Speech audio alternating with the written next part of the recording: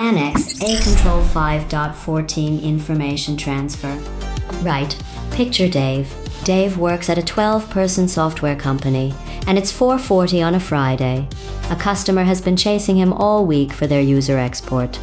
So Dave does the human thing.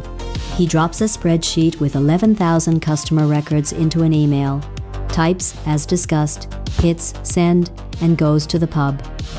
And nothing happens for 8 months. That's the bit nobody tells you. The breach isn't a bang. It's a spreadsheet sitting in an inbox, on a mail server, in a backup, on somebody's phone that got sold on eBay, quietly waiting to become somebody else's problem. So let's do this one properly, because Annex A.5.14 is the one everybody thinks they've already covered. Here's what it actually says. Information transfer rules, procedures, or agreements shall be in place for all types of transfer facility within the organization and between the organization and other parties. Go through that sentence again. All types within and between. Not email encryption is on all types. And no, this is not new in 2022, this one's old. It got merged and tidied from a cluster of older transfer controls into one control, which means if your last certification predates the 2022 version, you've probably got 4 half policies where you now need one that actually works. The standard splits transfer into 3 flavors, and this is where it gets interesting. Electronic transfer, the obvious one. Email, file sharing, application programming interfaces. That thing where your billing system pushes data to your analytics tool at 3 in the morning and nobody in the company can name who owns it. You want encryption in transit as standard. You want approved channels. You want to know what happens when a transfer fails and something retries in plain text. Physical transfer, which every software company skips because we're cloud native. Adorable. You've got laptops going to a recycler. You've got a backup drive in someone's rucksack. You've got a courier taking signed paperwork across town. Physical transfer means media, packaging, couriers, and knowing whether the thing arrived. And then verbal transfer. This is the one that makes people laugh nervously. Verbal.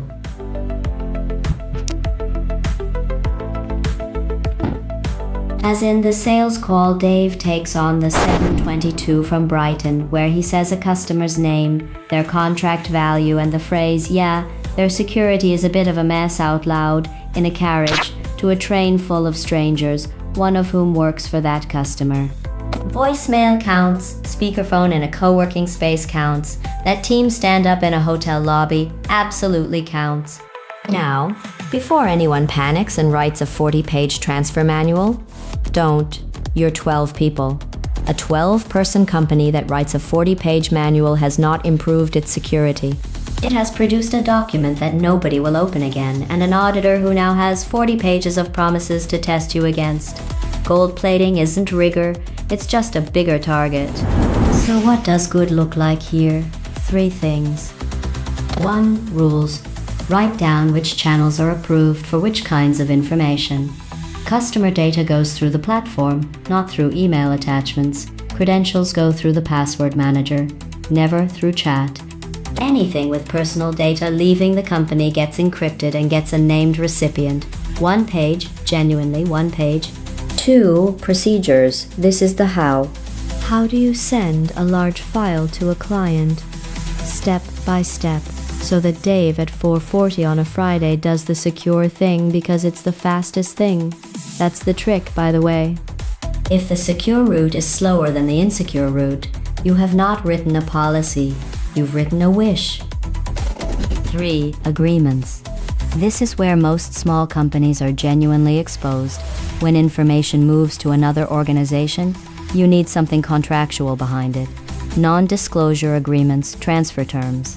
Personal data is involved, a proper data processing agreement with your processors, saying what they can do with it, how long they keep it, what happens when it goes wrong, and who they're allowed to pass it to next. You've got sub-processors under your sub-processors. Somebody should probably know their names.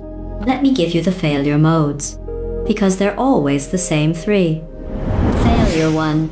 The public link, somebody generates a share link, sets it to anyone with the link, sends it and never revokes it. That link doesn't expire. It doesn't know who you are. It doesn't care. 2 years later, it's still live, still serving a folder that now contains a lot more than it did on day one.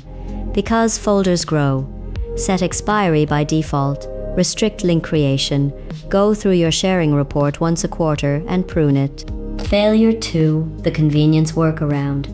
Your approved file transfer tool has a 2 GB limit and the customer needs 8. So Dave uses his personal cloud storage once, just this once. Just this once is now permanent infrastructure that appears on no asset inventory and dies with Dave's personal account when he leaves. Every unofficial channel started as a reasonable Tuesday. Failure 3, the one-way trip. Everyone obsesses about data going out. Nobody thinks about data coming in. A customer emails you a spreadsheet full of their staff records, unencrypted, unrequested. You didn't ask for it. You now own it. It's in your mail system. It's in scope. And if you lose it, they sent it to us as not a defense anybody enjoys making. Have a rule for what you do with unsolicited sensitive data. Usually, get it into the right place, then delete the copy. This control does not live alone either. Annex A Control 5.10 covers acceptable use of information. Annex A Control 5.19 and Annex A Control 5.20 cover supplier relationships and what goes into supplier agreements, which is where your transfer agreements get teeth. Annex A Control 6.6 is confidentiality and non-disclosure agreements, and that's the one that backs your verbal transfer rules. Annex A Control 7.10 handles storage media, so physical movement of drives. Annex A Control 8.12 is data leakage prevention. And Annex A Control 8.24 is your cryptography, which is what makes encrypted in transit mean something rather than being a word you typed.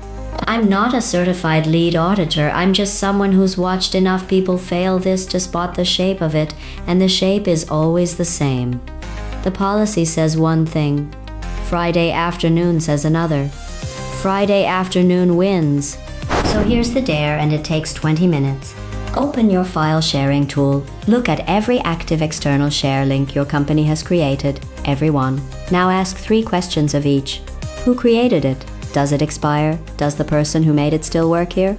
I'll bet you find at least one link that's older than your youngest employee's tenure, pointing at something you would very much not like to explain in a customer call.